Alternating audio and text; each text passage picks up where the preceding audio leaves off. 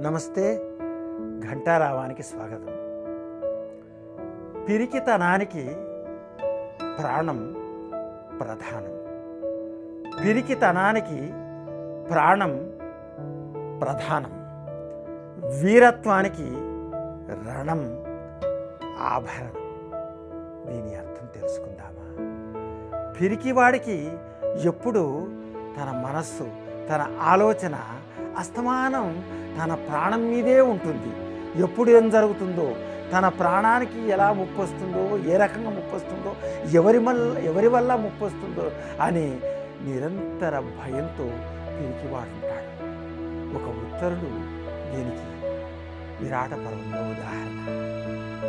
తండ్రి దగ్గర ఆ విరాటుడి కొలువులో తాను ఉత్తర గోగ్రహణంలో యుద్ధానికి బయలుదేరి కౌరవులను అందరినీ చీల్చి చెండాడుతానని ప్రగల్భాలు పలికి చివరికి తన సోదరి ఉత్తరకి కౌరవుల యొక్క కిరీటాలపైన ఉండేటటువంటి వస్త్రాల పేలికల్ని, గుడ్డల్ని తీసుకొస్తానని మాటిచ్చి వాగ్దానం చేసి వెళ్ళినటువంటి ఉత్తరుడు అక్కడ వాతావరణాన్ని చూసి, ఆ సైన్యాన్ని చూసి పిరికితనంతో పారిపోయాడు. ఎందుకంటే తన ప్రాణమే ప్రధానం అనుకున్నాడు. అదే అర్జునుడు వీరుడికి రణం ప్రధానం. కాబట్టి తన ప్రాణం కంటే రణమే ముఖ్యం.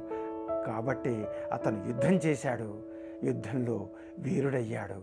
ఉత్తర గోగ్రహణ విజేతగా మారాడు. కాబట్టి ఎప్పుడు కూడా పిరికివాడుగా కాదు, యోధుడిగానే జీవించాలి, యోధుడిగానే మరణించాలి.